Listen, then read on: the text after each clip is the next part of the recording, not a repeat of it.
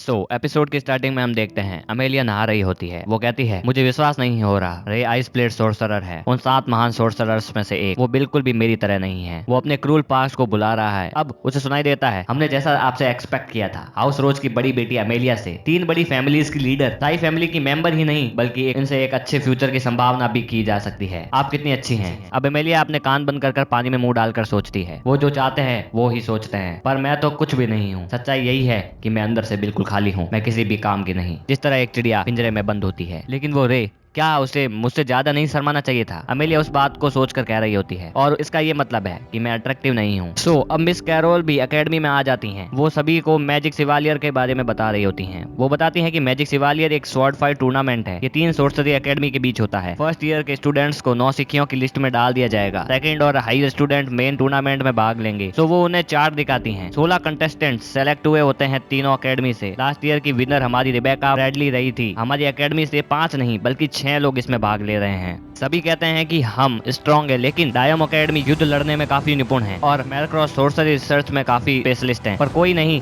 हमारे पास भी हमारी खुद की स्ट्रेंथ है। ये एक अच्छा कंपटीशन होगा। मुझे तुम पर विश्वास है। ऐसा कहकर वो रे के सामने आंख मारती है और रे चौंक जाता है। अब रे गुस्सा होकर एबी के पास जाता है और कहता है ये क्या है? वो औरत वो यहाँ क्या कर रही है? अब एबी कहती है ओ तुम्हारा मतलब कैरोल से है। वो फ्री थी तो मैंने उसे यहाँ बुला लिया। वैसे ये मेरी रेस्पॉन्सिबिलिटी है कि मैं उन स्टाफ को चुनूं जो अकेडमी को सेफ रखें। अब रे कहता है इसलिए मैं आपके पास आया हूँ। वो औरत आप तो जानती हो वो अकेली पर्सन है जिसे मैं नहीं संभाल सकता। वो हमेशा उसी तरह रहती हैं और उसके बजाय वो मेरी होम रूम टीचर भी थी। अब एबी कहती है रिलैक्स रे, कैरोल जो सोर्सरी करती है उसका होना यहाँ जरूरी है और लगता है स्टूडेंट्स को भी वो काफी पसंद आई है। रे कहता है लेकिन वो उनका रियल नेचर नहीं जानते, प्लीज आप उसे निकाल दें। ऐसा कहते ही कैरोल उसके पीछे कमर पर उंगली घुमाती है और कहती है क्या तुमने कुछ कहा रे? मैं काफी दुखी हूँ। ऐसा कहकर वो उसके गले लगने के लिए भागती है। एबी कहती है तुम्हें इससे निकालने की बात भूल जानी चाहिए। अब अगले सीन में क्लैरिस रे को पूछती है तुम्हें क्या लगता है कौन जीतेगा? इस पर रे कहता है मुझे लगता है कि वो एक फीमेल स्टूडेंट है, पर मैं उसका नाम नहीं जानता। उसका कोड असेंबल करना निशाना सब अलग लेवल पर है। लोग उस पर अटैक करने की कोशिश करते हैं पर वो हमेशा शांत रहती है। अब क्लैरिस कहती है ये कितना बेकार है, कौन जीतने वाला वो फाइट से पहले ही पता पड़ जाए। अब रे कहता है उनके लेवल की फाइटिंग पर वो 3 सेकंड में मैच खत्म कर देंगी। अब अमेलिया की फाइट स्टार्ट होती है। वो 6 सेकंड में ही मैच खत्म कर देती है। क्लैरिस इस बात से काफी खुश होती है। इस पर रे कहता है लगता नहीं कि ये इस जीत के बारे में सोच रही हैं। ऐसा लगता है कि वो किसी टास्क को हैंडल करना चाहती हैं। अब अमेलिया का पास्ट दिखाया जाता है जहाँ उसका फादर कहता है हम तुमसे काफी कुछ अच्छे का एक्सपेक्ट कर रहे हैं। तुम इस घर की बड़ी बेटी हो, तुम्हारी लाइफ भी इस हाउस पर डिपेंड करती है। आर्याने से हारने का तो कोई सवाल भी नहीं होना चाहिए। अपनी पोजीशन को कभी भी मत भूलना। अब प्रेजेंट में रिबेका बताती है आर्याने एल्ग्रम भी डायोम अकेडमी से सेलेक्ट कर ली गई है। रे पूछता है क्या वो स्ट्रॉन्ग है? अब रिबेका बताती है वो भी ग्रेट फैमिली से बिलोंग करती है। अमेलिया और वो कुछ अलग ही हैं। मैं कैसे बताऊं, वो मेरी नजर में ऐसा है कि 2 लोग अपने सम्मान को पाना चाहते हैं। वो खतरनाक है पर मुझे लगता है अमेलिया उसे अच्छी फाइट देगी। अब डीना कहती है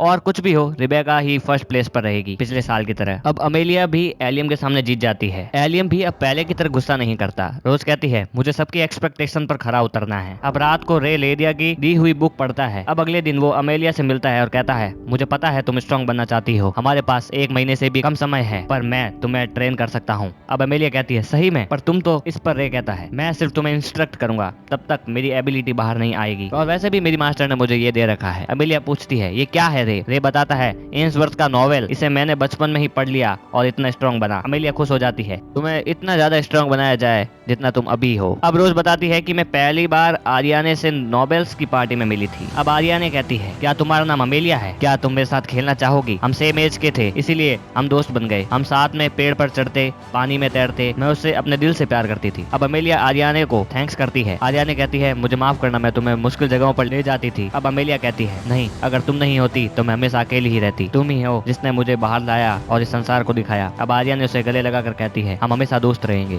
हम काफी करीब थे पर। अब हम देखते हैं कि अमेलिया शॉर्ट फाइट में आर्याने से हार जाती है। आर्याने उसे हाथ देकर उठाती है पर अमेलिया वहाँ से चली जाती है। वो आखिरी बार था जब हम दोस्त थे। आर्याने तो हमेशा से वैसी ही थी पर मैच चेंज हो गई। एक नोबेल होने के नाते, जीने के नाते मुझे जीतना होगा। अब अगले दिन रे उसे काफका फॉरेस्ट में जाकर वापस आने को कहता है, वो भी बिना किसी वेपन के। तुम्हें अपनी बॉडी को चार्ज रखना होगा। वो उसे काफी सारी ट्रेनिंग करवाता है, भारी से भारी ट्रेनिंग। इस चीज से अमेलिया काफी थक जाती है। अब वो सोचती है कि वो आर्याने को पकड़ रही होती है। तभी वहाँ अलीसा और क्लैरिस आ जाते हैं। वो खुश होती है। तभी रे भी उसके पास आ जाता है और इसका सपना टूटता है। रे उसको जगाने आता है। वो कहता है, मैं सुबह की ट्रेनिंग के लिए तुम्हारे पास आया हूँ। इस बात से डीना गुस्सा होती है। तुम्हें ऐसे लड़कियों के रूम में नहीं आना चाहिए। रे इस बात के लिए सॉरी बोलता है और कहता है, तुम दोनों पजामाज में काफी अच्छे लग रहे हो। अब उसे पता पड़ता है कि अमेलिया तो पीछे है। वो उसके पास भागता है। अब चलते वक्त उसे अल्बर्ट दिखता है। वो पूछता है कि मैं स्ट्रॉन्ग कैसे बनूंगा। सही बताऊं तो मुझे अभी भी शक है कि मैं कैसे स्ट्रॉन्ग बनूंगा। रे कहता है, तुम्हें जल्दी करने की कोई जरूरत नहीं, तुम खुद स्ट्रॉन्ग बन जाओगे। अब एल्बर्ट कहता है, तुमसे सुनकर मुझे अच्छा लगा,